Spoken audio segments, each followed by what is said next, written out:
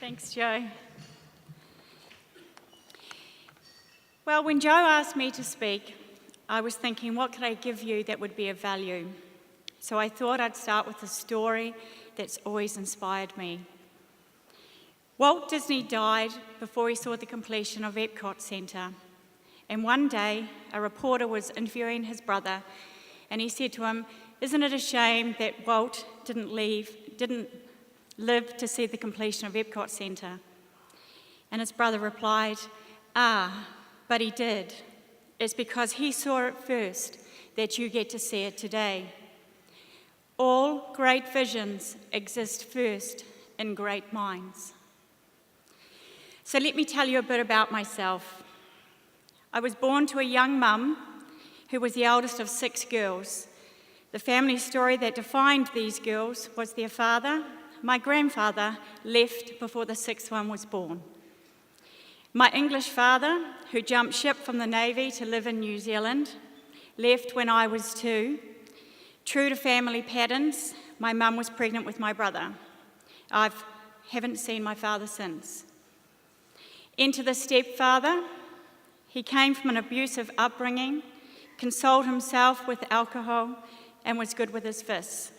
Violence at home was normal. I recall as a child pleading with Mum that she could do better. It's fair to say I wasn't very accepting of the environment I found myself in. However, things were on the up after my half-sister was born, because we moved from a state house in Aranui to our own home in Ferrymead. I was 10. Thankfully, I discovered marching at a young age. I learned discipline, focus, and unity with women. And this carried me until the end of my teenage years. Discipline and focus gained from marching led to triathlons and half Ironmans in my 20s. Marriage to a nice guy followed when I was 27. Around 30, I took my final job in paid employment. The business was inspirational, working with leaders and high achievers around the world. To make sure I had the smarts for the general manager's role, I was required to take a 3-hour aptitude test from Stanford University. Turns out, according to Stanford, not only did I have the smarts, but I was a genius at problem solving. The guy that I worked for was a born and raised New Yorker, a rabbi and psychotherapist. Obviously, he knew what he was doing, but every now and again he would turn to me in response to something I'd said, and he'd say, "Write that down. What you just did, write it down." He was pointing to something I could do with my mind. Life was busy, but I was passionate about building my own coaching business, and so I pursued that in my spare time. After a while, I began picking up work as a speaker, and 2 years on, I met Lynn Franks. Who's Lynn Franks? Lynn is the PR genius responsible for launching London Fashion Week, Swatch Watch, and the Spice Girls. You know her better as the character Adina, upon which the TV series Absolutely Fabulous is based. After meeting in LA, Lynn asked me to speak in London at her International Women's event. The next thing I knew, I was in front of British TV, actors, musicians, and businesswomen from all over the world. As a result, doors opened for me in London. Things took off. I gave up paid employment and built a brand around problem solving and potential development. I made a lot of money and had some wonderful experiences. After 6 or so years, I was exhausted, and along with a now failing marriage, my own problems were in need of solving. I felt like I was coming to the end of the road I'd been on. So I took stock. What did I know? I knew I was good, but I wanted to be great. The trouble was how to get to great. Enter the 5 stages of change. Revolution, where the war within begins. Involution, where we attempt to sort that war. Relinquishment, where we're confronted by letting go of what we think we know. consolidation, stock take after relinquishment, if we make it through, evolution, moving forward, where the other 4 stages make sense, hopefully. Somewhere around involution, I went to Scotland. I needed a teacher because I knew relinquishment was going to be difficult. So I walk into his class.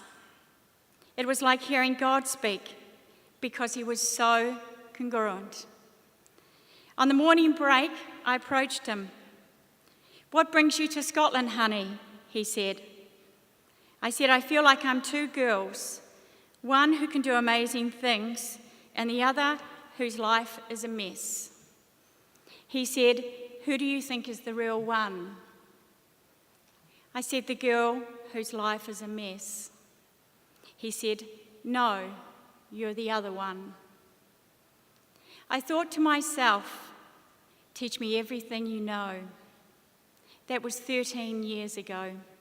He's still my teacher. So what did he do? He showed me that who I thought I was not who I was at all. He showed me that all the stories I've been telling about myself were not true. And whilst these stories supported my self-image, they were keeping me from living my full potential.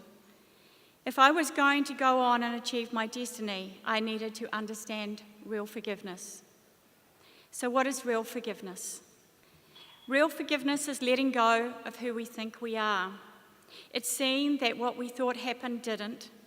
It's seeing that what we think is happening isn't.